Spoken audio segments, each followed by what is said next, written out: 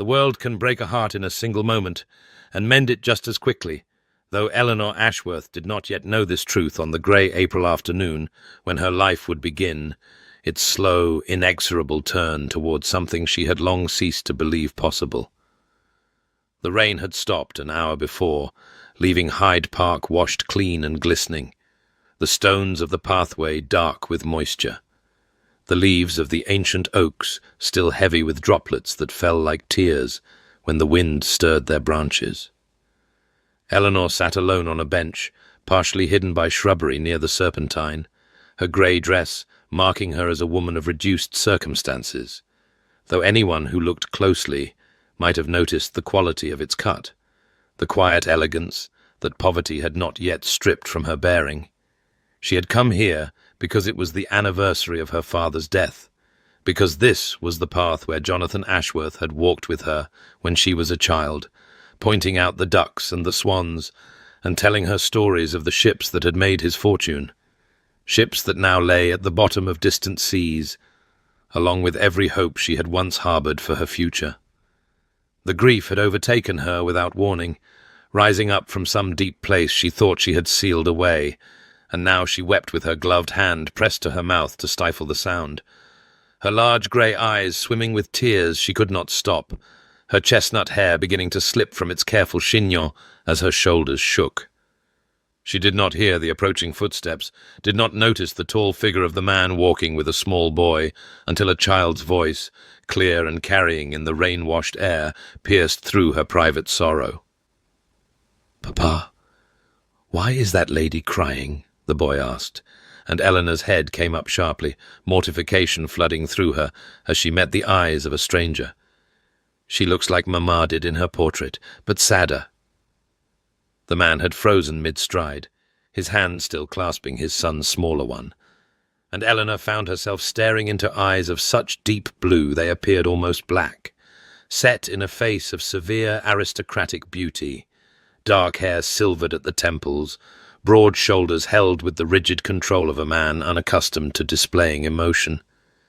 She knew him, or knew of him, as did everyone in society, for this was the Duke of Ashworth, the cold widower,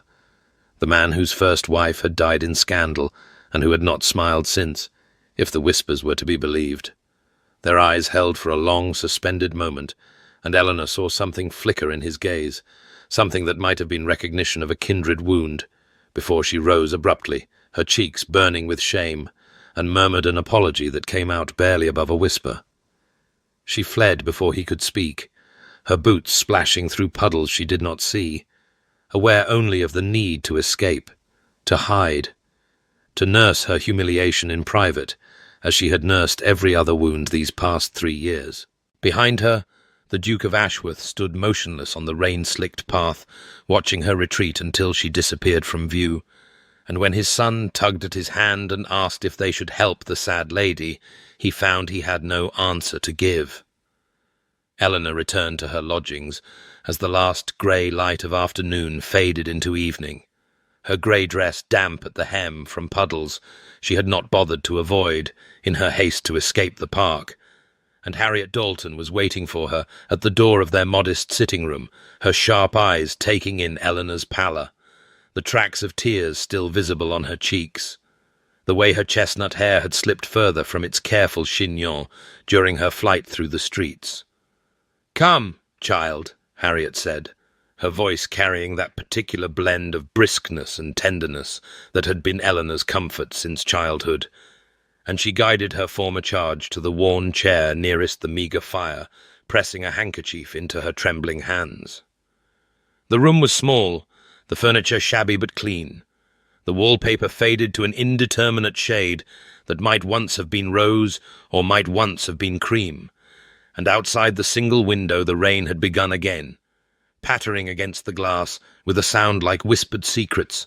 like tears falling on stone. Eleanor told Harriet everything, her voice steady despite the tremor in her hands, how she had gone to Hyde Park because it was the anniversary of her father's death, because Jonathan Ashworth had walked those very paths with her when she was a girl, pointing out the swans and telling her stories of the ships that bore his name across distant oceans. ships that now lay broken on foreign shores, along with every dream she had ever harboured. She told Harriet how the grief had overtaken her without warning,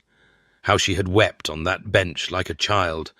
and how she had been discovered in her weakness by a gentleman and his son,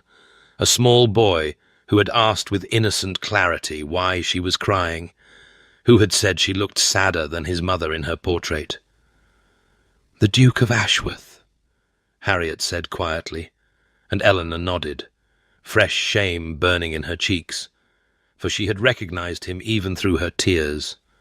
The cold widower whose tragic story was whispered in every drawing-room,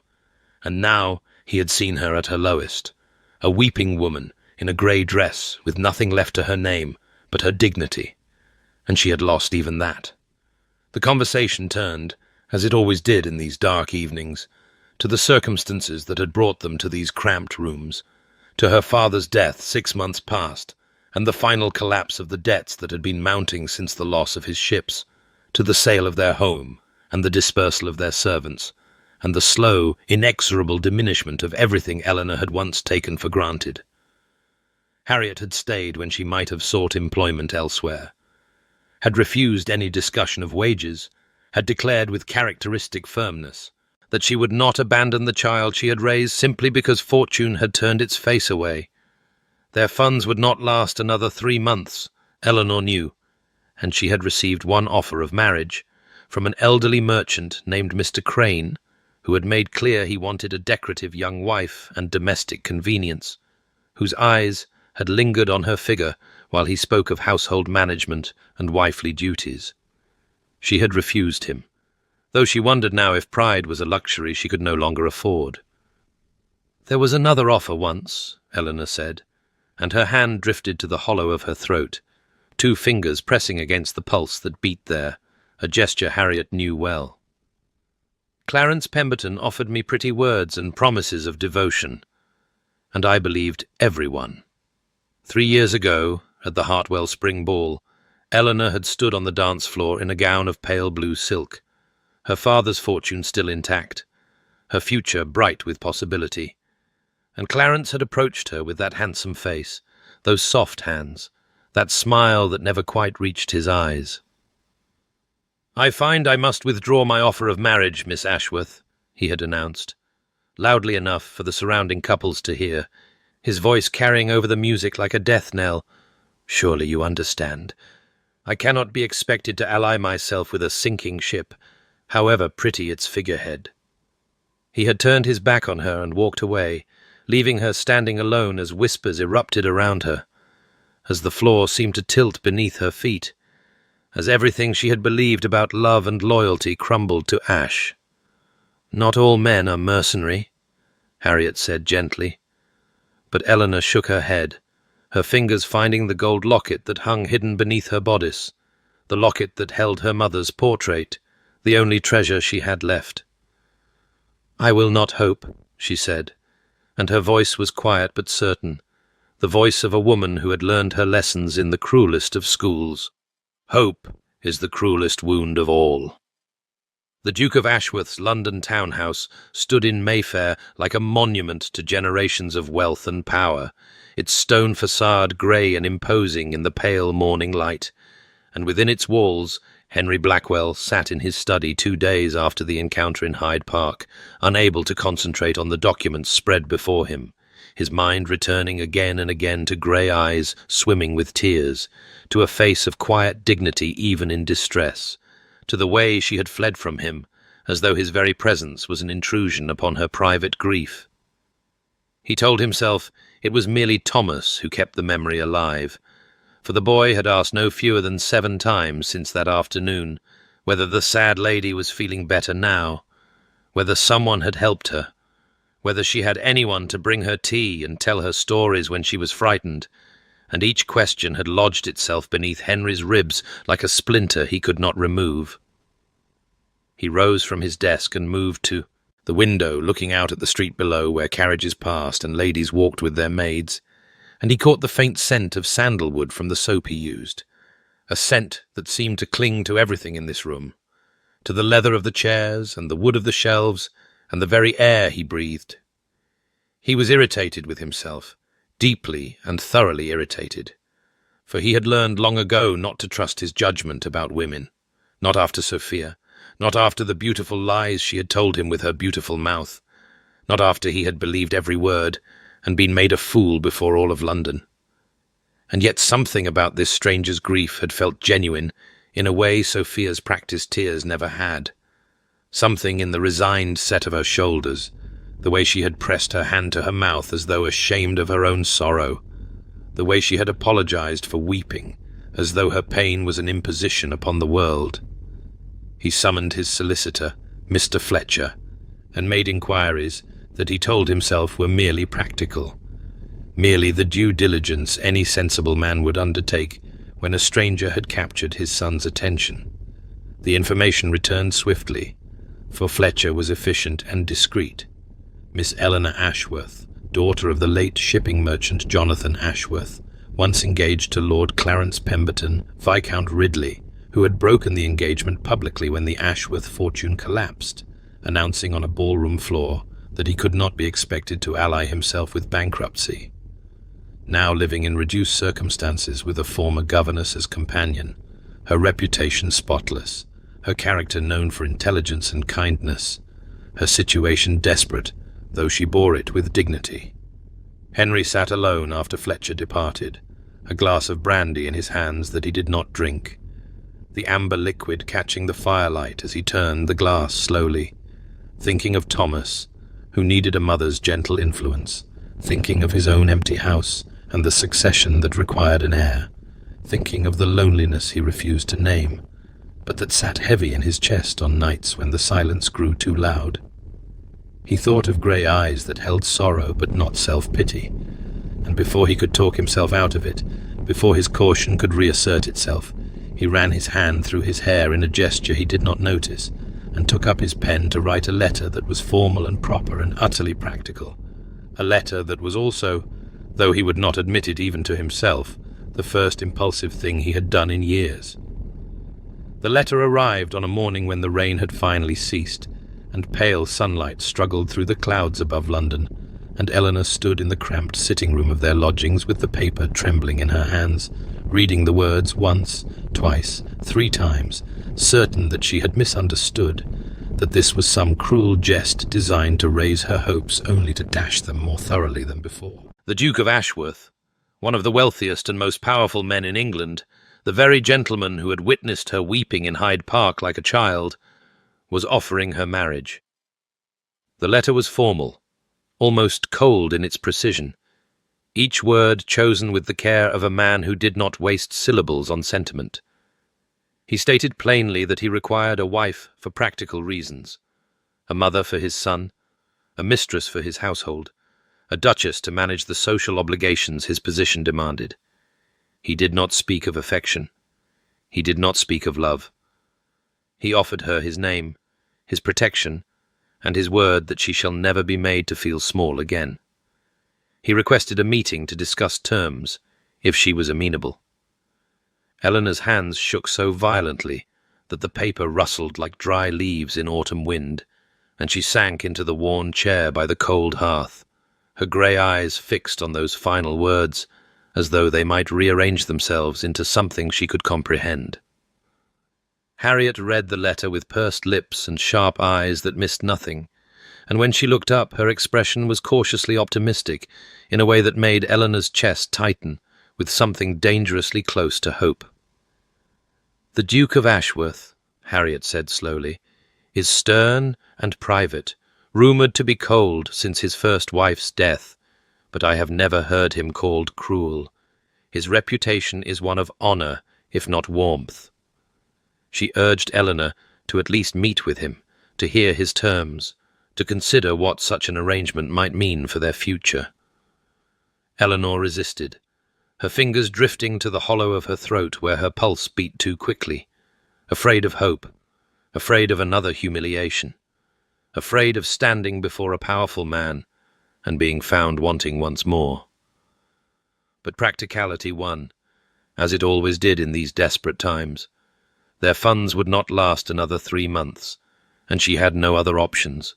no other path forward, save the one that led to Mr. Crane and his assessing eyes. She agreed to the meeting. The tea-room was quiet and respectable, chosen for discretion, its patrons absorbed in their own conversations behind potted ferns and starched tablecloths. Henry arrived precisely on time, and Eleanor was struck by his physical presence in a way the brief encounter in the park had not allowed. Tall and broad-shouldered, dark-haired with silver at the temples, eyes so deep blue they appeared almost black in the afternoon light. He smelled of sandalwood and leather, with an undertone of something clean like winter air, and the scent wrapped around her like an unexpected comfort as he took the seat across from her. His voice was low and clipped as he explained his terms. A marriage of convenience, separate bedrooms, mutual respect, no pretense of romantic feeling. He watched her face as he spoke, and Eleanor realized with sudden clarity that he was waiting for her to refuse, to be offended, to demand the pretty lies that society expected. Instead, she met his eyes, those dark, unfathomable eyes that revealed nothing of the man beneath, and said quietly, "I accept your terms, Your Grace. I have learned the cost of pretty words. I would rather have honest ones." Something flickered in his gaze, surprise perhaps, or respect, and his jaw tightened almost imperceptibly before he nodded once. It was done. The wedding was small and private and efficient, exactly as Henry had arranged it, held in a quiet church in Mayfair, where the morning light filtered through stained glass windows and cast patterns of gold and blue across the worn stone floor. And Eleanor stood before the altar in a simple cream gown that Harriet had helped her choose, her chestnut hair arranged in an elegant chignon that revealed the graceful column of her neck, her mother's locket hidden beneath the modest neckline where it pressed warm against her racing heart. There were no guests beyond Harriet and the required witnesses, no flowers, save a small arrangement of white roses on the altar, no music save the distant sounds of London awakening beyond the church walls, and Eleanor told herself that this was precisely what she wanted, that she had no use for the elaborate ceremonies that belonged to brides who believed in love and happy endings and all the pretty lies she had long since learned to distrust. Henry stood beside her in dark formal attire, his broad shoulders blocking the light from the window behind him, his face severe and unreadable as the vicar spoke the ancient words that would bind them together, and when he turned to face her and took her hand in his to slide the ring onto her finger, Eleanor was startled by the warmth of his touch, by the careful gentleness with which his large fingers handled hers, by the way his deep blue eyes held her gaze without wavering, as he spoke his vows in a low, steady voice that seemed to resonate in her very bones. The ring was a band of gold, set with a single sapphire that caught the light and glowed like a captured piece of summer sky, and as it settled onto her finger,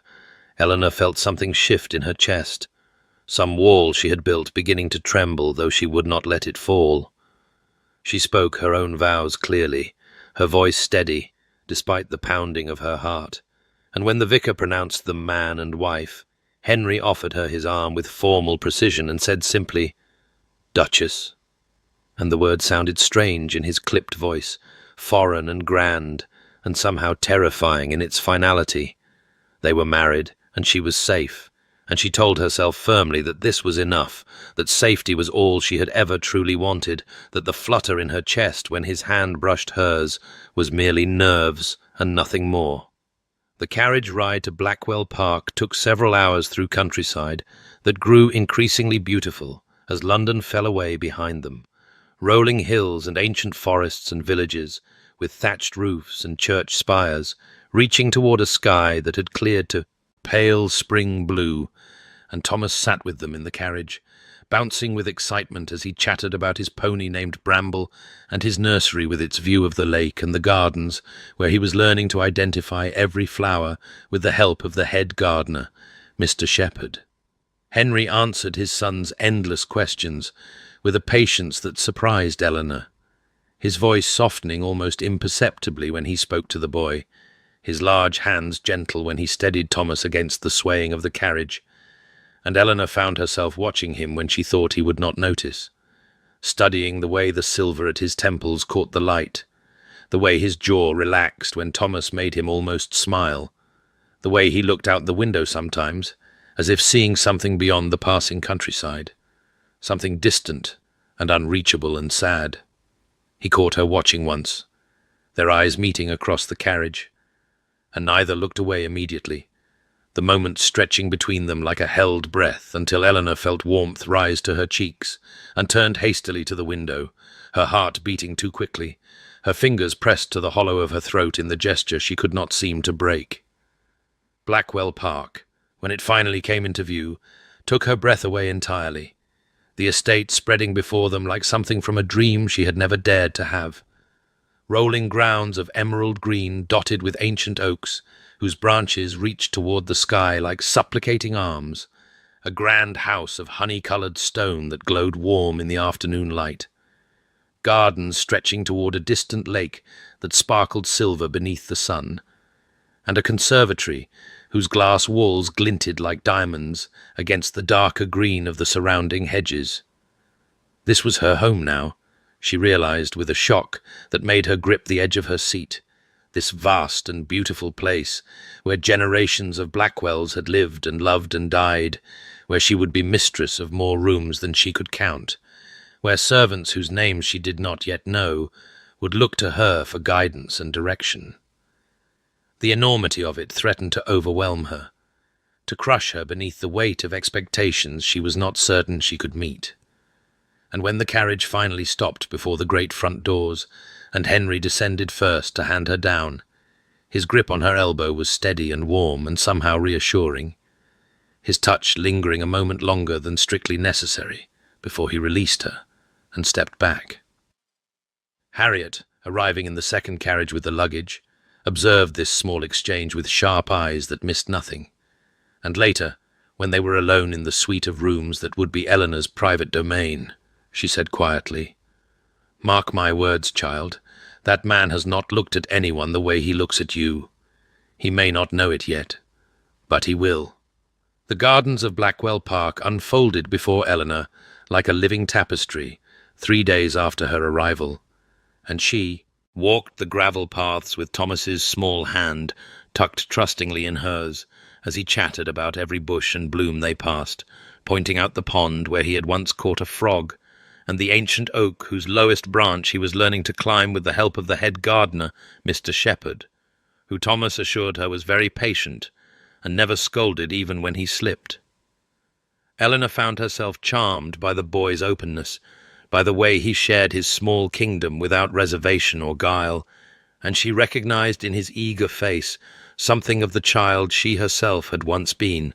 before disappointment had taught her to guard her heart behind walls of quiet dignity and measured words. The morning had dawned grey and uncertain, clouds gathering on the horizon in a way that promised rain before evening, and the air held that peculiar heaviness that preceded storms, thick with the scent of damp earth and growing things. As they rounded a hedge of perfectly trimmed boxwood, Eleanor glanced toward the house and saw Henry standing at the library window, his tall figure dark against the glass, watching them with an expression she could not read from this distance. She pretended not to notice, keeping her attention fixed on Thomas as he tugged her toward a bed of roses, but she felt the weight of Henry's gaze like a physical touch, and her pulse quickened in a way she firmly refused to acknowledge. Thomas waved enthusiastically at his father,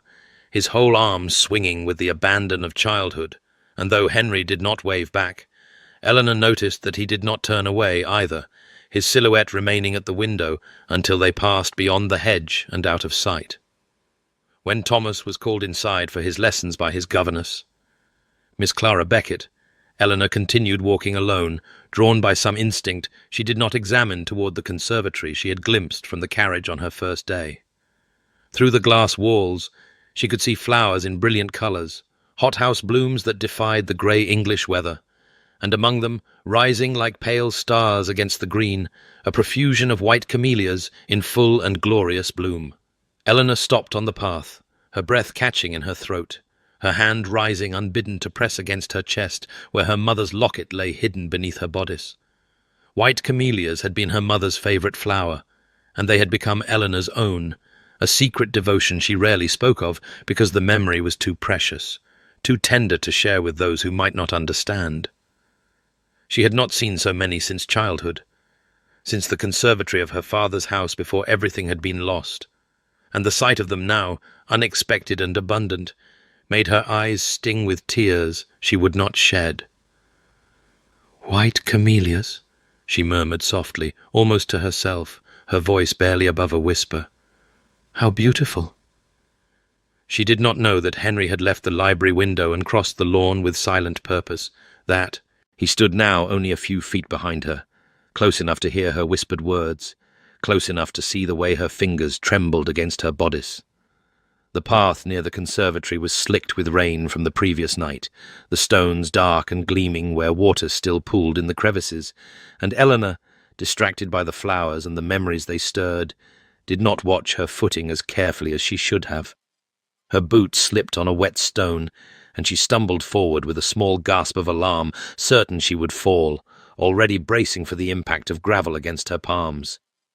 But before she could fall, a strong hand caught her elbow, the grip firm and warm, even through the fabric of her spencer, steadying her with an ease that spoke of considerable strength, held carefully in check. Henry. She had not heard him approach, had not sensed his presence until his hand was on her arm and his scent surrounded her, sandalwood and leather with that undertone of something clean like winter air that she remembered from the tea-room, from the church, from every moment he had stood close enough for her to breathe him in. "Careful, Duchess," he said, his voice low and clipped, but there was something beneath the formality, something that made her skin warm where his fingers pressed. Their eyes met, grey to deep blue, and Eleanor became acutely aware of everything at once, the strength of his hand on her arm, the breadth of his shoulders blocking the grey sky behind him, the way his dark hair was slightly disordered, as though he had walked quickly across the lawn, the muscle that flexed in his jaw as he looked down at her with an intensity that stole her breath more thoroughly than her near fall had done. He released her a fraction too slowly, his fingers sliding from her elbow with a reluctance that might have been her imagination, but felt devastatingly real. And Eleanor stood very still, feeling the ghost of his touch linger on her arm like a brand. "Thank you, Your Grace," she managed, her voice steadier than she had any right to expect. He nodded once, curtly, and stepped back to a proper distance. But she saw him flex his hand at his side, opening and closing his fingers, as if trying to retain the sensation of touching her, and something shifted in the air between them, something neither of them acknowledged aloud, but both of them felt, a current of awareness that had not been there before, or perhaps had been there all along, waiting only for the right moment to make itself known. The nursery wing lay at the eastern end of the house, where the morning light would fall first through tall windows, and Eleanor found herself there 5 days after her arrival, not by intention, but by the wandering curiosity that had become her habit in the quiet hours after dinner, when the great house seemed to breathe around her like a living thing. And she had meant only to explore the gallery of family portraits she had glimpsed earlier that day, but sound of voices drew her down an unfamiliar corridor until she stood before a door left partially ajar, candlelight spilling through the gap in a warm golden ribbon across the polished floor. She knew she should not eavesdrop,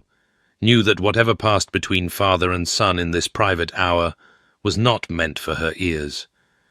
And yet something held her motionless,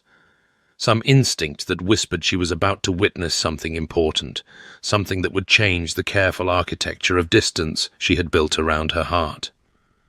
Through the narrow opening she could see Henry kneeling beside Thomas's small bed, his broad shoulders curved inward as he brought himself to his son's level, and the severity that marked his features in daylight had softened in the candlelight until he looked almost gentle, almost tender,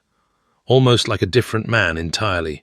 from the one who spoke to her, in clipped formal phrases, and watched her with those unreadable dark eyes. Thomas was tucked beneath a quilted coverlet embroidered with tiny ships, his dark hair tousled against the white pillow, and he was asking his father for a story, "Please, Papa." The one about the brave knight. And Henry's voice when he answered was low and rough, with an affection that made Eleanor's throat tighten. "Once there was a knight," Henry began, one large hand reaching out to brush a lock of hair from Thomas's forehead with impossible gentleness, "who was afraid of the dark, though he told no one of his fear, for he believed that knights must never be afraid." Thomas's eyes were wide and fixed on his father's face with perfect trust, and Eleanor pressed her hand to her mouth to keep silent as Henry continued, his deep voice weaving the tale of a knight who learned that darkness was not his enemy, that fear was not his weakness, that courage was not the absence of terror, but the choice to act despite it. "Even the bravest knights feel fear," Henry said quietly, and something in his voice suggested he was no longer speaking only of the story. "Courage is not the absence of fear, Thomas. It is choosing to act despite it." Thomas was quiet for a moment, his small face thoughtful, and then he asked in that direct way children have, "Papa, were you ever afraid?" Henry's hand stilled on the coverlet, and Eleanor saw his jaw tighten in the way she had come to recognize, the way that meant he was suppressing something too large to speak. "Every day," he said finally, his voice barely above a whisper, "when you were small and your mother was gone, I was afraid I would fail you." Eleanor's eyes filled with tears that spilled hot down her cheeks before she could stop them, and she pressed harder against her mouth, her chest aching with something she could not name, something vast and tender and terrifying. This was not the cold duke that society whispered about, not the stern and distant husband who had offered her a practical arrangement devoid of feeling. This was a man who loved his child with a depth that stole her breath,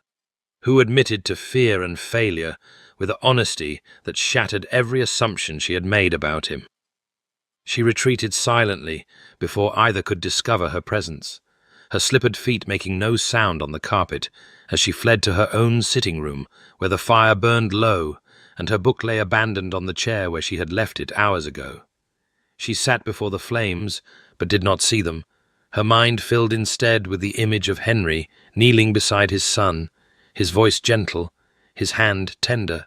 his heart so clearly capable of love, that she wondered how she had ever believed him cold. She thought of Clarence, who had spoken of love in flowery phrases, while his eyes calculated her worth in pounds and properties, and she thought of Henry, who had never spoken a tender word to her, and yet had shown her more genuine care in small gestures than Clarence had shown in 2 years of courtship. She pressed her hand to her chest, feeling her heart beat too quickly beneath her palm, and she recognized the signs with a terror that matched anything Henry's story knight had faced. She was in danger. She was beginning to feel. Harriet entered some time later and found Eleanor staring into the dying fire, her grey eyes silver with unshed tears, and her expression troubled in a way that made the older woman set aside her embroidery and take the chair beside her. "What has happened, child?" Harriet asked, and Eleanor, unable to keep the secret, told her what she had witnessed, her voice soft and halting as she described Henry's gentleness with Thomas, his admission of fear, the way his whole demeanour had transformed in the candlelight of the nursery. Harriet listened without interruption, her sharp eyes seeing far more than Eleanor's words revealed, and when the tale was finished she said gently, "A man who loves his child so tenderly is capable of great love, Eleanor. Perhaps he has simply forgotten how to show it to anyone else." Eleanor shook her head, her hand drifting to the hollow of her throat in the gesture she could not seem to break. "I cannot afford to hope, Harriet. We agreed to a practical arrangement. He does not want my heart." But even as she spoke the words, she knew they rang hollow, knew that her heart was already slipping beyond her control, already turning toward a man who knelt beside his son's bed and spoke of courage and fear with an honesty that undid her completely. Harriet said nothing, but her expression was knowing, and outside the window the wind had risen again, promising storms to come. Dinner was a formal affair 1 week after Eleanor's arrival at Blackwell Park. as it had been each evening since she had taken her place at the foot of the long mahogany table with Henry at its head, and Thomas seated between them like a small bridge spanning the vast distance of polished wood and silver candlesticks and careful silence. And Harriet sat in her customary chair near Eleanor, her presence a comfort, even as the conversation remained stilted and proper, each exchange measured and weighed as though words were currency too precious to spend freely. Henry inquired about Eleanor's day with the same formal courtesy he might extend to a visiting dignitary, and she responded with careful pleasantries about the gardens and her correspondence and the book she had been reading, all the while acutely aware of the chasm between them that seemed to widen with every polite phrase. And she wondered if this was how all their evenings would unfold. Two strangers bound by law and circumstance, sharing a table but nothing more. Their silences filled not with companionship, but with the careful avoidance of anything that might crack the veneer of propriety they had constructed around themselves. Thomas fidgeted in his chair, clearly bored by the adult restraint that governed the meal, his small legs swinging beneath the table as he pushed his food around his plate with the restless energy of a child who longed to be anywhere but trapped in formal dining. And Eleanor felt a pang of sympathy for him, remembering her own childhood dinners, where laughter had been as common as bread, and her father's voice had filled the room with warmth and stories. It happened so quickly that afterward Eleanor could never quite piece together the precise sequence of events. Thomas, attempting to cut his meat with more enthusiasm than skill, somehow launched a piece of potato from his plate, with the force of a small catapult, and the morsel sailed across the table in a graceful arc that seemed to hang suspended in the candlelight before landing, with perfect and devastating accuracy, directly upon the tip of Henry's nose. There was a moment of frozen horror in which time itself seemed to stop, Thomas's eyes going wide with terror at what he had done, Eleanor's hand flying to her mouth in shock, even Harriet stiffening in her chair, as though bracing for the storm that must surely follow. And Henry's expression was utterly unreadable, his dark blue eyes fixed on some middle distance as the potato balanced absurdly on his aristocratic nose. Then Thomas, unable to contain himself despite his fear, let out a small giggle that he immediately tried to swallow. And something broke loose inside Eleanor, something that had been locked away for years behind walls of dignity and sorrow, and the careful control she had learned was necessary for survival, and she laughed, a real laugh, unguarded and musical, and utterly beyond her power to stop,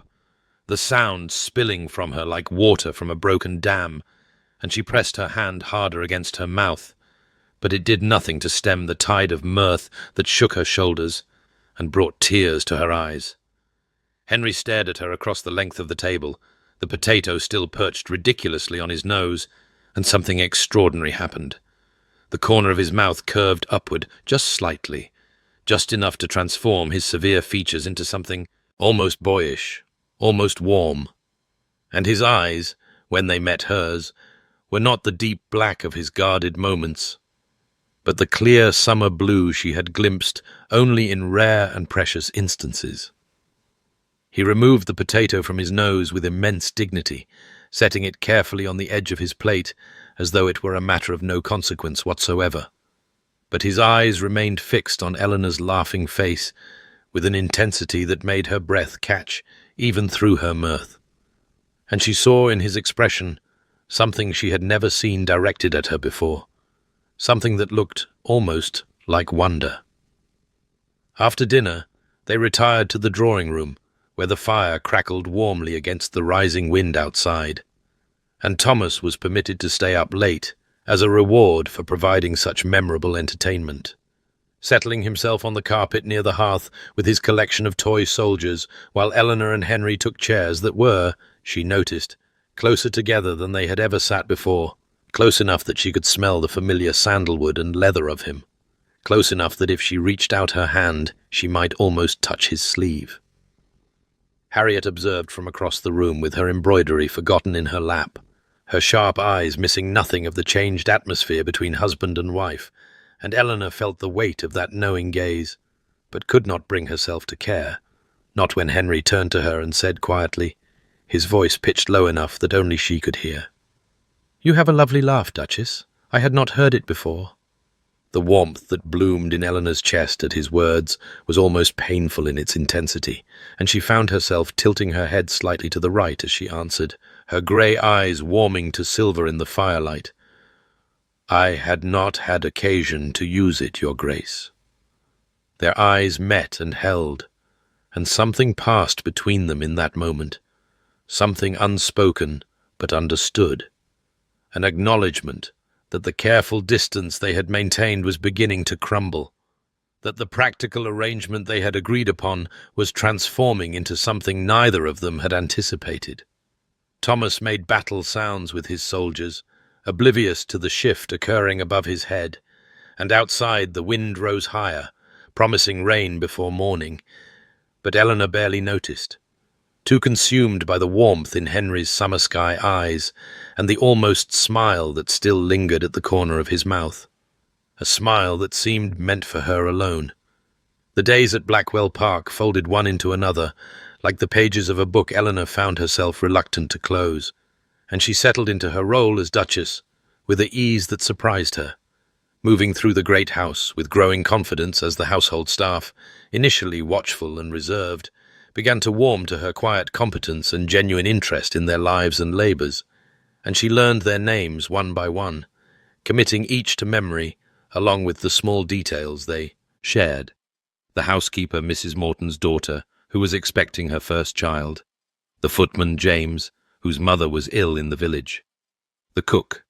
Mrs. Henley, whose receipt for apple tart had won prizes at the harvest fair for 3 years running, and Eleanor found that remembering these things cost her nothing, but brought such visible pleasure to those she spoke with that she wondered why anyone would choose to do otherwise. And she did not know that Mrs. Morton had confided to Harriet one afternoon over tea in the housekeeper's sitting room that the new Duchess was nothing like the last one, that one never learned a single servant's name in all her years here, treated us like furniture, she did. But her Grace, she sees us. She truly sees us. And Harriet had smiled and said nothing, but felt a fierce pride in the girl she had raised from childhood. The small moments accumulated like snowfall, each one slight in itself, but together forming something substantial and undeniable.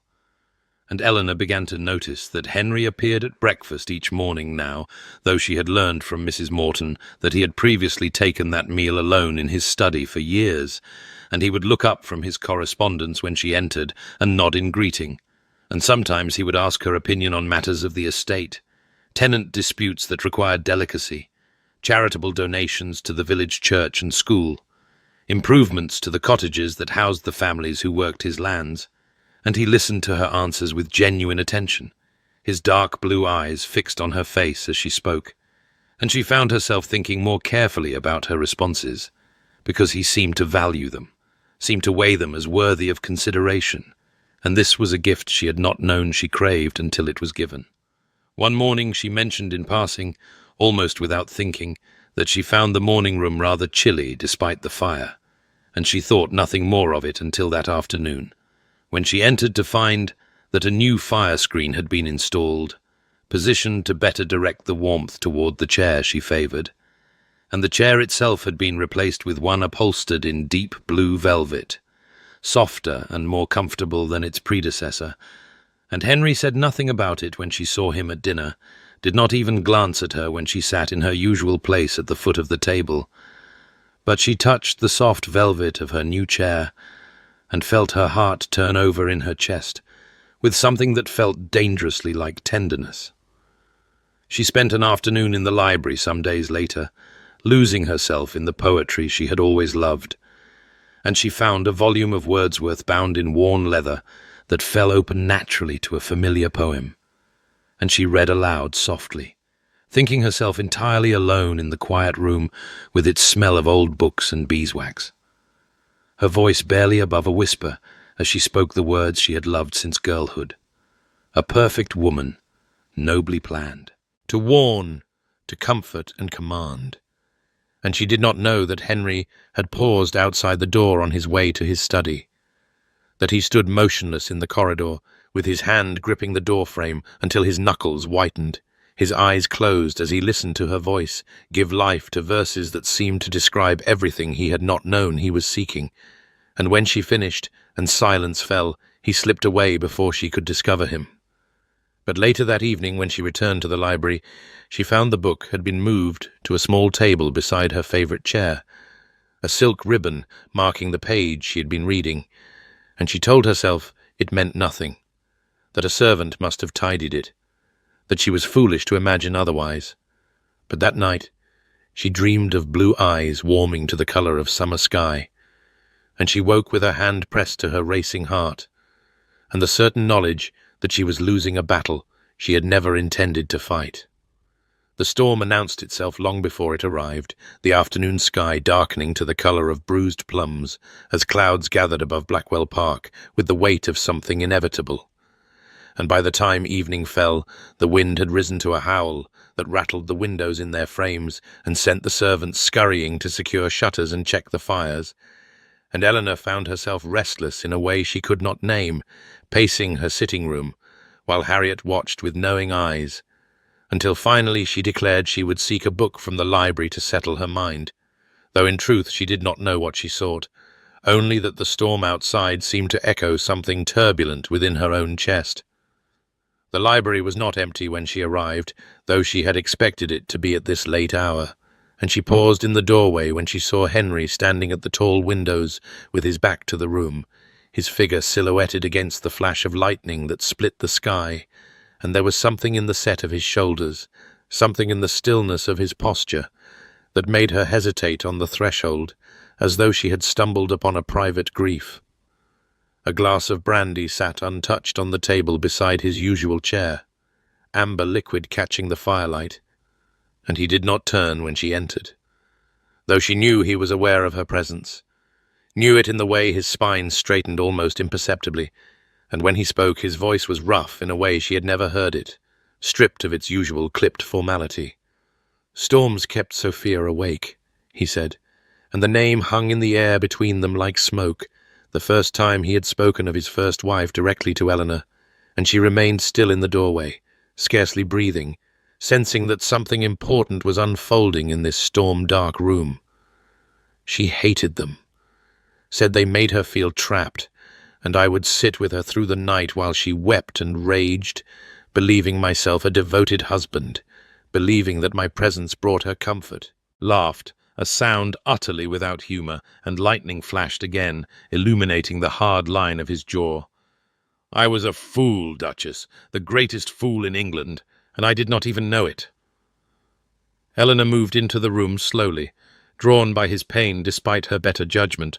and she lowered herself into the chair beside his, close enough that she could smell the familiar sandalwood and leather of him,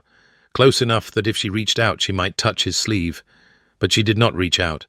only waited as the storm raged beyond the windows, and Henry stood motionless before the glass. When he spoke again, his voice was barely above a whisper, halting and rough as though each word cost him something precious, and he told her of Sophia, of her beauty and charm that had dazzled London society, of his certainty that he had found a love to last a lifetime, and then of the slow, terrible discovery that she had wanted only his title and his fortune, that she had taken lovers openly and flaunted her affairs before the very servants who attended them, that she had laughed at his pain when he confronted her and told him he was naive to expect fidelity from a woman who had married for position. "When she died," he said, and his hands gripped the armrest of the chair he had finally lowered himself into, knuckles white with the force of his grip. "When the carriage overturned on the road to Dover, where she was fleeing with her latest paramour, I felt not grief, but relief, and then such shame for feeling relief that I thought it might destroy me." He did not look at Eleanor as he spoke, his eyes fixed on some middle distance, and she watched the muscle flex near his ear as he fought for composure. "I failed to see her true nature. I trusted my judgment, and I was wrong. I have not trusted it since." The silence that followed was filled with the sound of rain lashing the windows and thunder rolling across the sky, and Eleanor sat very still, her heart aching with a tenderness she had not known she possessed, and when she spoke her voice was quiet but steady. "You were not wrong to love, Your Grace. You were wrong to love someone who could not love in return, and that is not a failure of your judgment, but a failure of her character, not yours." Henry turned to look at her then, and in the flash of lightning that illuminated the library, his eyes were not the deep black of his guarded moments, but the aching blue of summer sky. And something passed between them in that charged silence, something that made Eleanor's breath catch in her throat. "You are kind, Duchess," he said, his voice rough with emotion he could not quite suppress. "Kinder than I deserve." Eleanor shook her head, her grey eyes silver in the firelight. "You deserve kindness, Your Grace, perhaps more than you know." They sat together as the storm raged on, not touching, not speaking, but the silence between them was not empty. It was full of understanding, of shared wounds, of something growing in the space between two guarded hearts that neither of them dared to name. The month at Blackwell Park had passed like a dream, from which Eleanor was reluctant to wake, each day unfolding with a quiet contentment she had not known since childhood, and though she would not permit herself to name the feeling that had taken root in her chest, she recognized its shape in the way she found herself listening for Henry's footsteps in the corridor, in the way her heart lifted when he appeared at breakfast each morning, with his dark hair still damp from washing, and his deep blue eyes seeking hers across the table before he remembered to guard his expression. And she had grown accustomed to the rhythm of their days together, the walks in the gardens where Thomas ran ahead, and she and Henry followed at a slower pace with their shoulders nearly touching, the evenings in the library where the fire crackled, and he read his reports, while she read poetry, and their silences were no longer awkward but companionable, filled with something unspoken that hummed between them like a plucked string. Thomas had begun calling her Mamma without prompting or correction, the word slipping from his lips as naturally as breathing,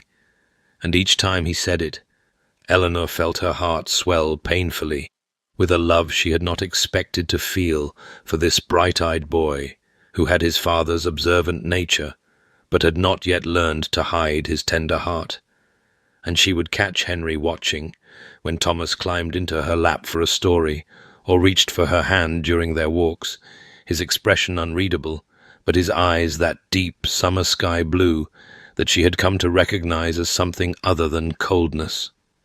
But now London called with its glittering ballrooms and poisonous whispers, and the letter had arrived 3 days ago announcing that the season was beginning and the Duke of Ashworth must present his new Duchess to society. And Eleanor had felt the familiar dread settle into her bones like winter cold, a physical weight in her chest that made it difficult to breathe when she thought of facing the ton that had witnessed her humiliation 3 years ago. She confided her fears to Harriet on the morning of their departure.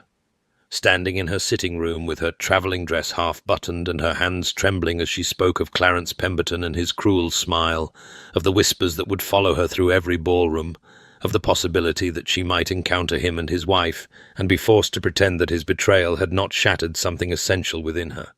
And Harriet had taken her hands firmly and reminded her that she was no longer the desperate dowryless girl Clarence had discarded, but the Duchess of Ashworth, with a husband who was powerful and respected. But Eleanor knew that titles could not armour the heart against old wounds. In the carriage to London, with the countryside giving way to crowded streets and the familiar grey sprawl of the city, Henry noticed her pallor and the way she twisted her gloved hands in her lap, and though he did not ask directly because that was not his way, he said quietly without looking at her, "You will not face society alone, Duchess. I will be beside you." And the words were not a declaration of affection, but something perhaps more valuable, a promise of protection spoken in his low-clipped voice. And Eleanor looked at his severe profile, and his strong hands resting on his thighs, and the silver at his temples that caught the light through the carriage window. And she felt something loosen in her chest, some knot of fear that had been tightening since the letter arrived. And she said softly, "Thank you, Your Grace." And he nodded once curtly, but she saw his jaw soften almost imperceptibly, saw the muscle near his ear relax, and she understood that she was not alone, that perhaps she had not been alone since the day he caught her elbow on the rain-slicked path and held on a fraction too long. And as London rose around them with its smoke and noise and memories, Eleanor touched the hollow of her throat where her mother's locket lay hidden, and reminded herself of the courage Henry had spoken of to Thomas, the courage that was not the absence of fear, but the choice to act despite it. The ballroom of the Wellington estate blazed with the light of 1,000 candles, chandeliers dripping crystal fire above the assembled cream of London society, and Eleanor entered on Henry's arm with her spine straight and her chin level and her heart pounding so violently against her ribs that she was certain he must feel it through the layers of silk and kid leather that separated his arm from her trembling fingers, and she was acutely aware of every eye that turned toward them as they crossed the threshold. Every fan that lifted to shield whispered words, every glance that raked over her gown of pale blue silk, and the sapphires at her throat that Henry had presented to her that afternoon without comment, simply leaving the velvet case on her dressing table as though such magnificence were nothing remarkable. And the whispers began immediately like wind through dry leaves. The new Duchess, the girl Pemberton discarded, risen from disgrace to the highest title in the land, and Eleanor kept her expression serene through sheer force of will, even as her stomach churned, and her free hand longed to rise to the hollow of her throat in that nervous gesture she had never quite conquered. Henry was a wall of dark-clad strength beside her, his presence commanding respect, even from those whose eyes gleamed with malice, and she drew courage from the solid warmth of his arm beneath her fingers, from the faint scent of sandalwood and leather that had become as familiar to her as her own heartbeat. And when he glanced down at her with those deep blue eyes, she saw something in them that might have been concern, might have been encouragement, and she lifted her chin a fraction higher and allowed him to lead her into the glittering fray. They navigated an hour of introductions and congratulations, of curtsies and bows and murmured pleasantries, and Eleanor performed her role with the quiet dignity that had always been her armour, accepting compliments on her gown and her jewels and her remarkable fortune with gracious murmurs, while society matrons assessed her worth, and young debutantes eyed her position with barely concealed envy, and through it all Henry remained at her side, his hand covering hers on his arm, his presence a silent declaration that she was under his protection, and Eleanor began to believe that perhaps she might survive this evening after all. Then she saw him, and the fragile peace she had constructed shattered like glass beneath a careless heel. For Clarence Pemberton was approaching through the crowd with his golden hair gleaming in the candlelight, and his handsome features arranged in an expression of exaggerated courtesy that did not reach his pale blue eyes, and behind him trailed Lady Augusta with her sour expression and her magnificent diamonds and her obvious dissatisfaction with everything around her. And Eleanor felt her blood turn to ice in her veins as 3 years of carefully buried humiliation rose up to choke her. Clarence bowed with elaborate formality, his soft manicured hands making elegant gestures that seemed to mock the very notion of respect. And he addressed Henry first, with the deference owed to a duke, before turning to Eleanor with a smile that curved like a blade, and when he spoke his voice carried just far enough for the surrounding guests to hear, as it had carried that terrible night at the Hartwell Spring Ball when he had destroyed her before all of London. "Your Grace," he said to her, making the title sound like an insult. "How unexpected to find you risen so high. I confess I never imagined such a transformation possible for Miss Ashworth. Or should I say the Duchess now? Tell me, does the Duke know he married damaged goods, a woman whose own father's debts—" But he did not finish the sentence, for Henry stepped forward with a movement so swift and controlled that it seemed almost leisurely, placing himself between Clarence and Eleanor like a shield of flesh and bone and barely contained fury. And when he spoke, his voice was low and controlled, and utterly deadly, carrying with the precision of a man who intended every word to be heard and remembered. "Lord Pemberton, I gave my word that my wife would never be made to feel small again. I intend to keep it." The words fell into a spreading silence as nearby conversations died and fans stilled, and every ear strained to catch what the cold Duke would say next.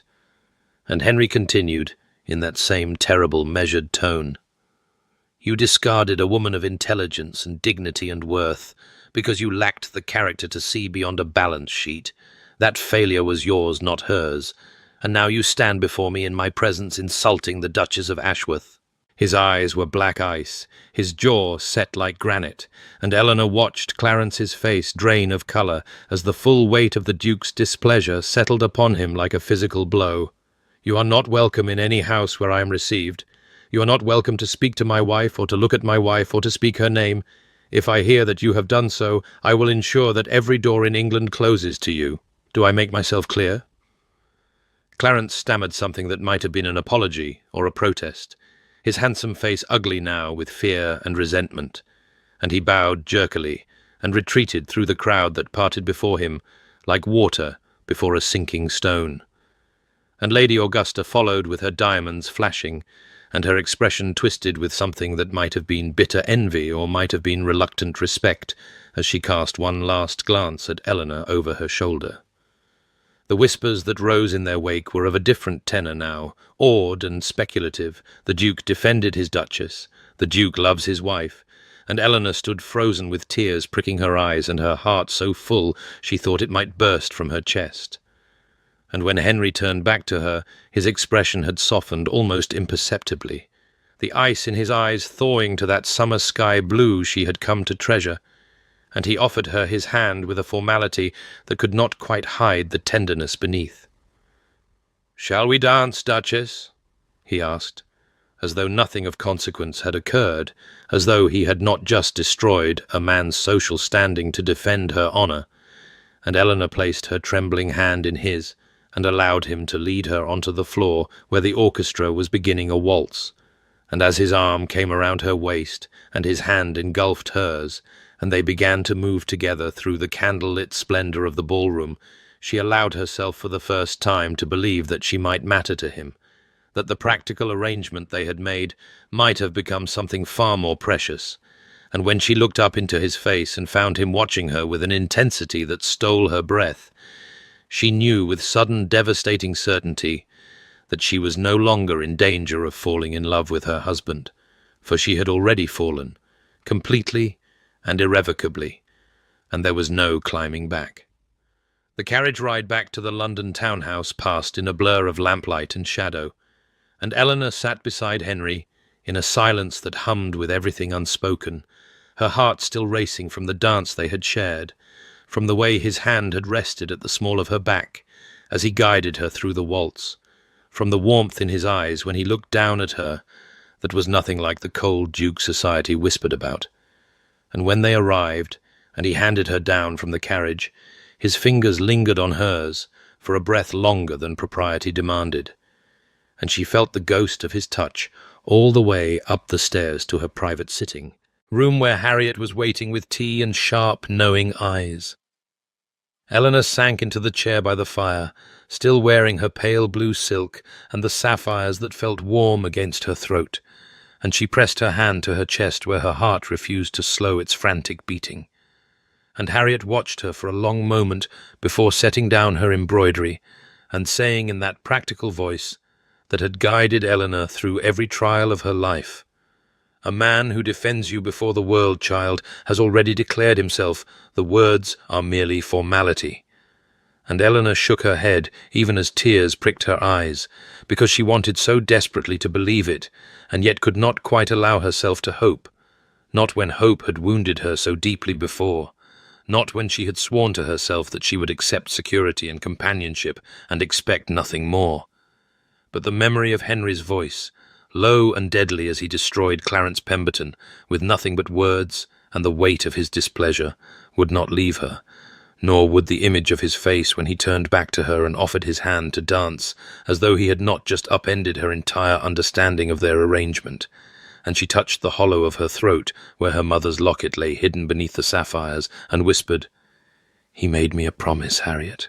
He said I would never be made to feel small again, and he kept it. But that does not mean—" She could not finish the sentence because she did not know what it did not mean,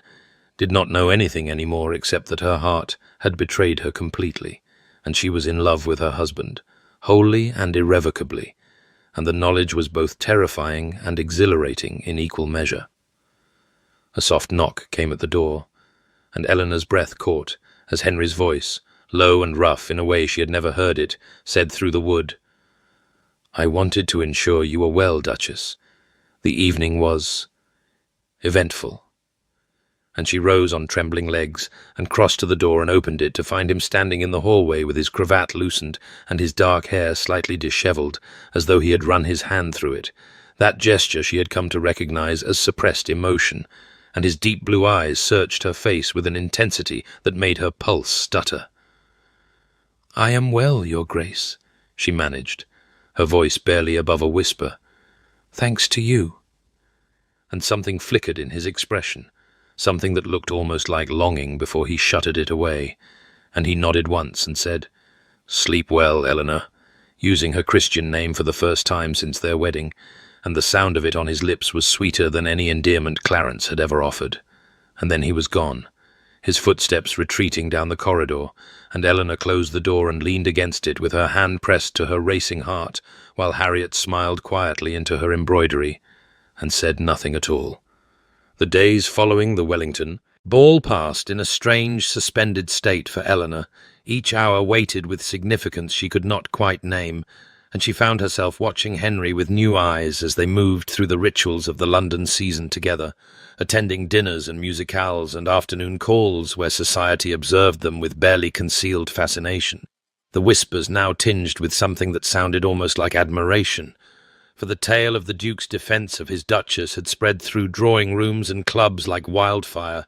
embellished with each retelling until Henry had become a romantic hero, and Eleanor a vindicated heroine, and she did not know whether to be grateful or terrified by the way the ton now looked at them, as though their marriage were a love match, rather than the practical arrangement it had been, though she was no longer certain what it was becoming, no longer certain of anything except that her heart raced when Henry entered a room, and her skin remembered the warmth of his hand at her back during their waltz, and her dreams were filled with deep blue eyes that warmed to summer sky. She tried to maintain the careful distance that had defined their early interactions, tried to remind herself that he had offered her protection and respect, but never affection, that the vow he had kept so magnificently at the ball was a matter of honor rather than love. But her resolve crumbled a little more each day as she noticed the small attentions he paid her, the way he appeared at her side before she could feel lost at crowded gatherings, the way his voice dropped to that low, rough register when he spoke to her alone, the way his eyes followed her across rooms when he thought she was not watching, and she remembered Harriet's words about a man who defends you before the world, having already declared himself, and she wanted desperately to believe them, even as she feared the wanting. One afternoon, returning to the townhouse after a particularly tedious call on a society matron who had clearly invited her only to gather gossip, Eleanor passed the open door of Henry's study and heard voices within. Henry's low rumble and another voice she did not recognize, a man speaking of investments and shipping concerns, and she would have continued past without pausing, except that she heard her father's name, Jonathan Ashworth, spoken with a respect that made her freeze in the hallway, with her hand pressed to the wall for balance. She heard the stranger say that the Ashworth shipping routes had been sound, that the losses were due to storms and ill fortune rather than poor judgment, that any investor would have been proud to partner with such a man, and she heard Henry respond that he had suspected as much, that he had made inquiries because he wished to understand, and Eleanor's eyes filled with tears as she realized what he had done, that he had investigated her father's business, not to confirm her shame, but to understand her history, to know her, and the knowledge was almost too much to bear. She retreated before she could be discovered, her heart pounding against her ribs, and when she reached her sitting room, she stood at the window looking out at the grey London sky, and allowed herself for one terrifying moment to hope, to truly hope, that Henry Blackwell might be capable of loving her as she had come to love him. The unexpected encounter came 3 days after Eleanor had overheard the conversation about her father, and she was still carrying the warmth of that discovery close to her heart, like a secret talisman when she found herself face to face with Lady Augusta Pemberton in the withdrawing room of Lady Hartwell's afternoon musicale, a gathering Eleanor had attended only because Henry had been called away on urgent business and she had promised to represent them both. And now she stood frozen as Clarence's wife approached her, with an expression that was neither the sneer Eleanor had expected, nor the bitter envy she had witnessed at the Wellington ball, but something altogether more complicated, something that looked almost like weary recognition. Lady Augusta was beautiful in the cold, polished way of a marble statue, her golden hair perfectly arranged, her gown impeccable, her jewels worth more than Eleanor's father had earned in his best year, and yet there was a tightness around her eyes, a brittleness to her composure that spoke of unhappiness worn like a second skin, and when she spoke her voice was low enough that the other ladies clustered near the pianoforte could not hear. "Your Grace,"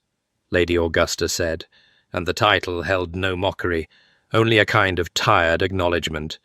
"I find I must speak with you, though I confess I do not know quite what I wish to say. Perhaps only that I have watched you these past weeks,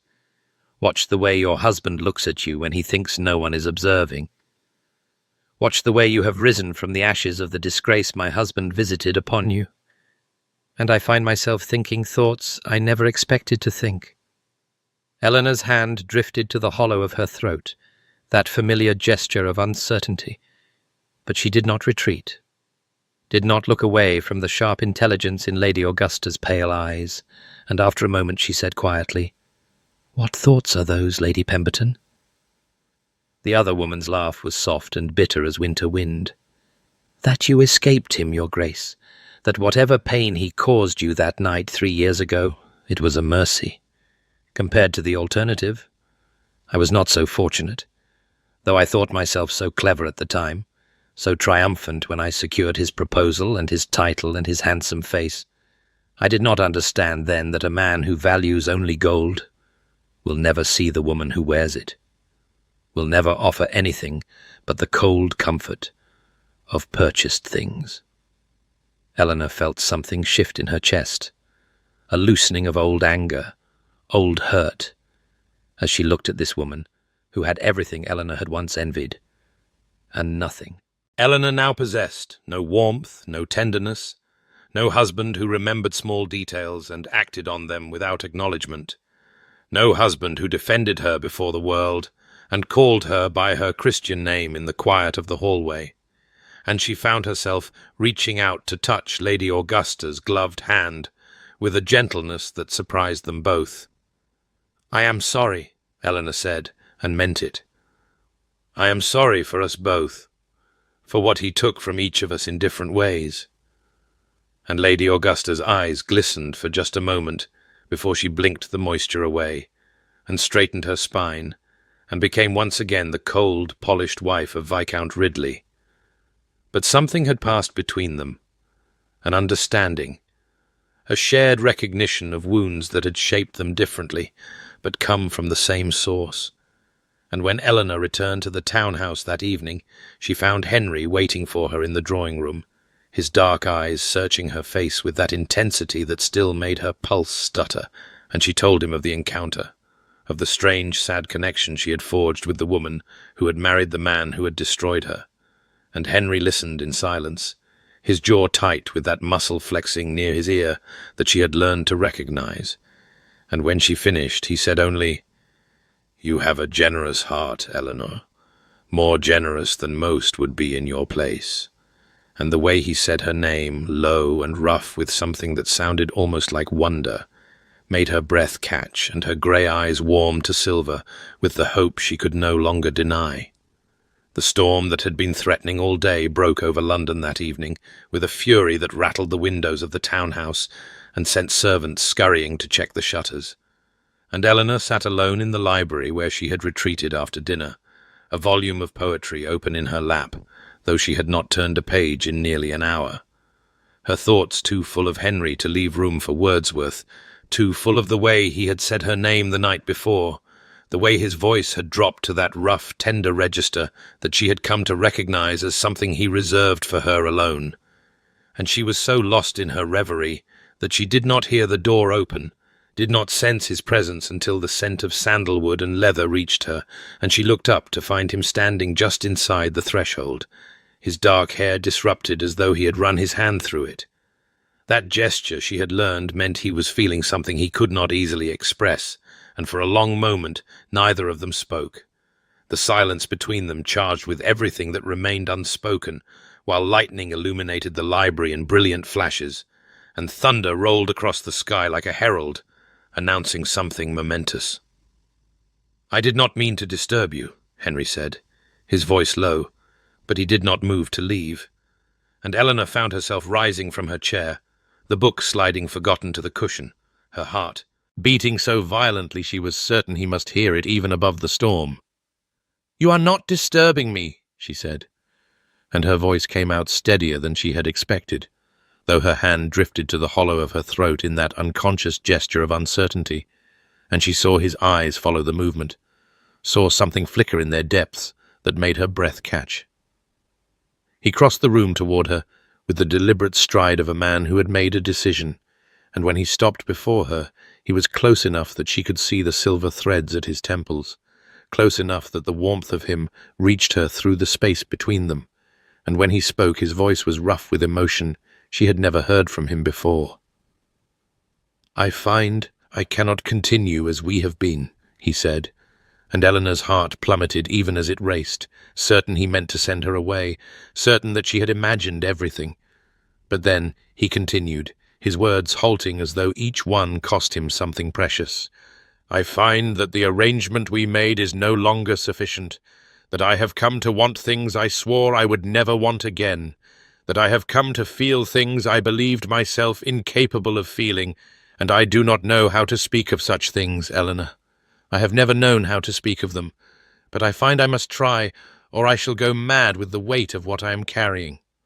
The lightning flashed again, illuminating his face, and she saw that his eyes were not the cold, dark blue of his guarded moments, but warm, achingly warm, the color of summer sky, and she understood with a clarity that stole her breath that he was trying to tell her something he had no words for, that this man who commanded rooms with his presence and silenced enemies with a glance was standing before her stripped of all his armor, vulnerable in a way she suspected no one had ever seen him. And she reached out without thinking, and laid her hand against his chest where his heart beat as wildly as her own. Eleanor felt his heart beneath her palm, felt it racing to match her own, and the sensation was so intimate, so achingly real, that for a moment she could not breathe, could not think, could only stand there in the storm-lit library with her hand pressed to his chest, and her grey eyes locked with his blue ones. And then Henry spoke again, his voice rough and halting, as though each word was being dragged from somewhere deep within him, somewhere he had kept locked and guarded for so long that the very act of opening it caused him pain. "I have watched you," he said, and his hand came up to cover hers where it rested against his heart, his fingers warm and strong and trembling almost imperceptibly. "I have watched you with Thomas, watched the way you kneel to his level and speak to him as though his thoughts matter, watched the way you learned the names of every servant in the household and remembered the details of their lives, watched the way you read poetry in the library when you think yourself alone, and I have found myself standing outside doors simply to hear your voice, found myself arranging my days around the moments when I might see you, found myself thinking of you when I wake and when I sleep and in every hour between, and I do not know when it happened. Eleanor, I do not know when this arrangement we made became something I could not bear to lose, but I know that it has. I know that you have become essential to me in ways I never anticipated and never sought, and cannot now imagine living without." The lightning flashed again, illuminating the tears that had begun to slip down Eleanor's cheeks, and she heard herself whisper, her voice breaking on the words, "I promised myself I would not hope. You have made me break that promise." And Henry's expression shifted, something cracking open behind his eyes, something that looked like wonder and fear and desperate longing all tangled together. And he reached up with his free hand to cup her face, his thumb brushing away her tears with a gentleness that made her heart ache. "I know I am not skilled at this," he said, his voice dropping lower still, rough as gravel, tender as a prayer. "I know I have given you formality when you deserved warmth, silence when you deserved words, distance when you deserved closeness. But I am asking you now, Eleanor, I am asking if you might find it in your heart to accept what I am trying so poorly to offer, which is everything, which is all of me, which is a love I did not believe myself capable of feeling until you walked into my life with your grey eyes and your quiet dignity and your courage that puts my own to shame." He paused, and she saw him swallow hard, saw the muscle flex near his ear,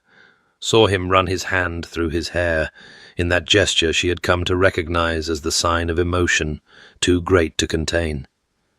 And then he said, his voice barely above a whisper, "I love you, Eleanor. I love you, and I find I cannot go another moment without telling you so, without asking if there is any possibility, any hope at all, that you might one day come to feel the same." And Eleanor, who had spent 3 years building walls around her heart, who had sworn never to hope again, who had accepted a practical arrangement because she believed herself unworthy of anything more, looked up at this man who had defended her before the world and remembered small details and shown her his hidden tenderness. And she said, her voice steady despite her tears, her grey eyes warming to silver, "I do not need to come to feel the same, Henry. I already do. I have loved you for longer than I knew. I love you now. I will love you for all the days that remain to me." And then his mouth found hers, and the storm raged on outside, but neither of them heard it, lost as they were in each other, in the truth, finally spoken, in the hope, finally allowed to bloom. The morning after the storm dawned clear and golden, the world washed clean by rain, and Eleanor woke in Henry's arms with sunlight streaming through the windows of the master bedroom, where she had never slept before, where the arrangement they had made had never included her presence, and yet here she was, her head pillowed on his chest, his heartbeat steady beneath her ear, his hand resting warm and possessive on the curve of her hip, and she lay still for a long moment, simply breathing, simply existing in this new reality where hope was no longer a wound but a gift, where love was no longer a transaction but a truth spoken aloud in a storm-lit library and sealed with kisses that had tasted of tears and joy and the overwhelming relief of finally being seen. Henry stirred beside her,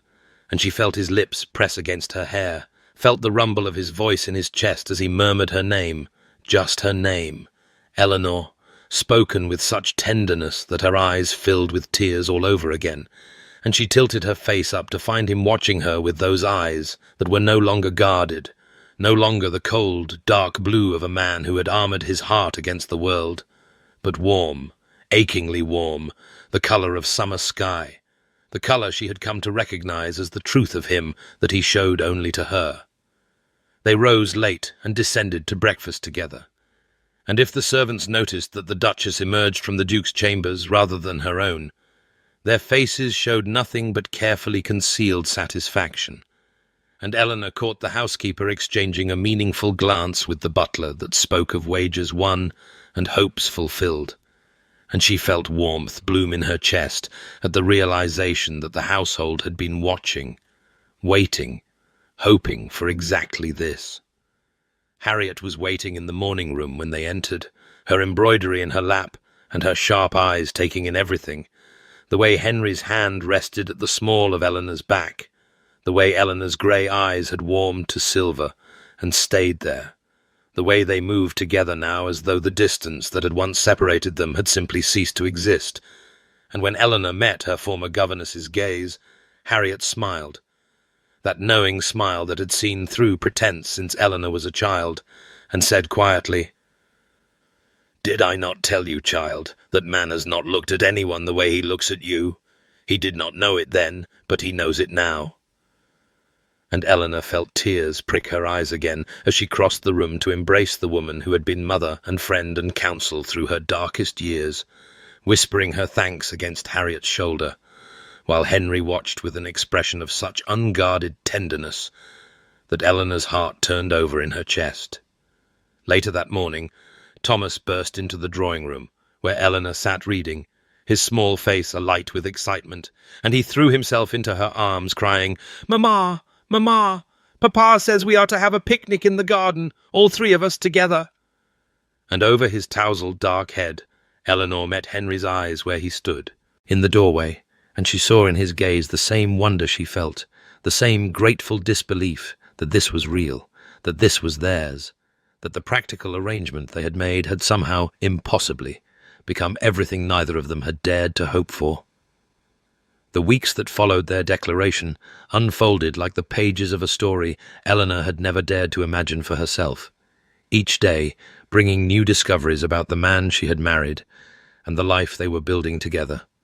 And she found herself marveling at how completely everything had changed while remaining, in its essential nature, exactly the same.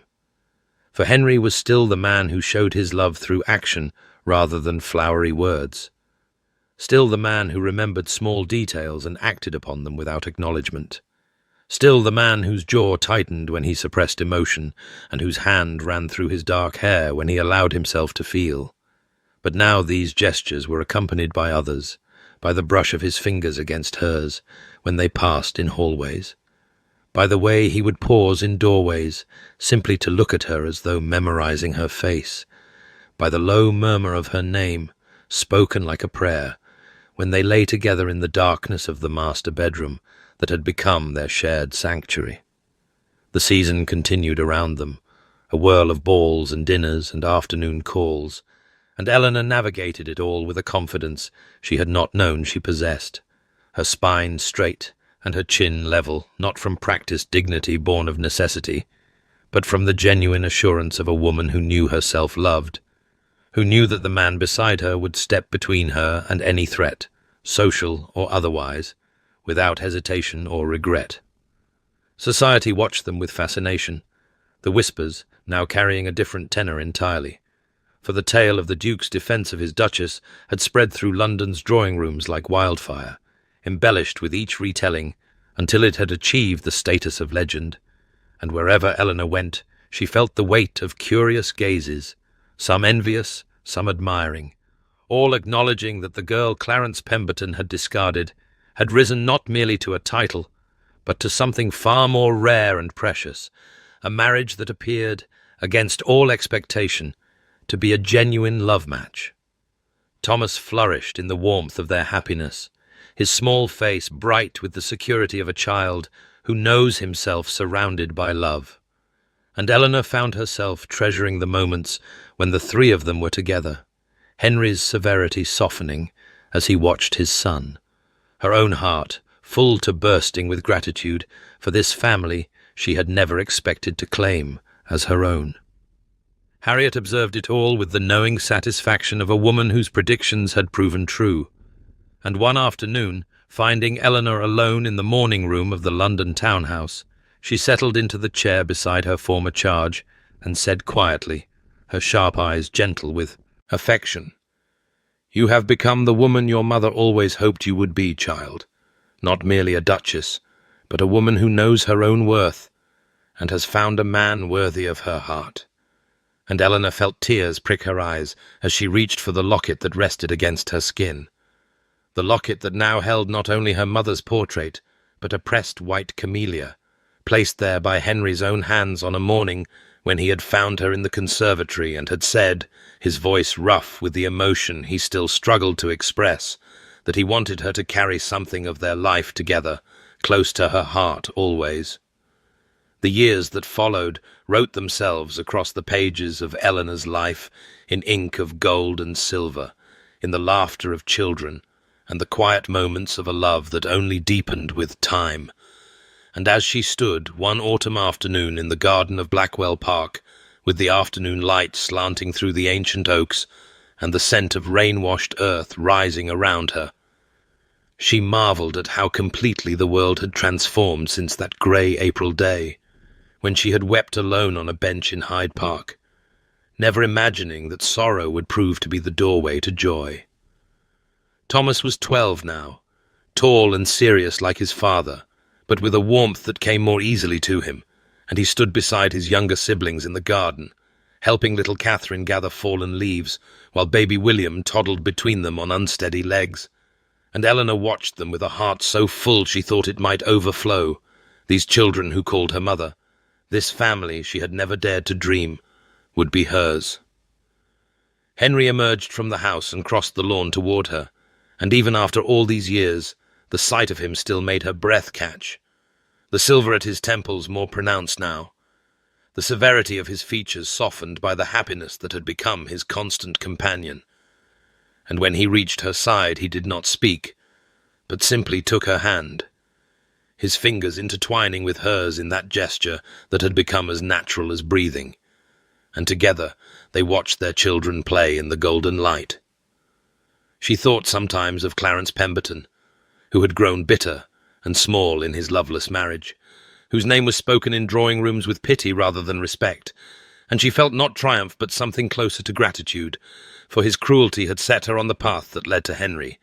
and she could not regret any step of a journey that had brought her here. The locket still rested against her heart, her mother's portrait now accompanied by the pressed camellia Henry had placed there, and she touched it sometimes when she needed to remember how far she had come, from the girl who had vowed never to hope, to the woman who had learned that hope was not a wound, but a gift, not a weakness, but a courage, not a foolish dream, but the very foundation of a life well lived. Henry lifted her hand to his lips, pressing a kiss to her fingers, and when she looked up at him, she saw in his eyes the same wonder she felt,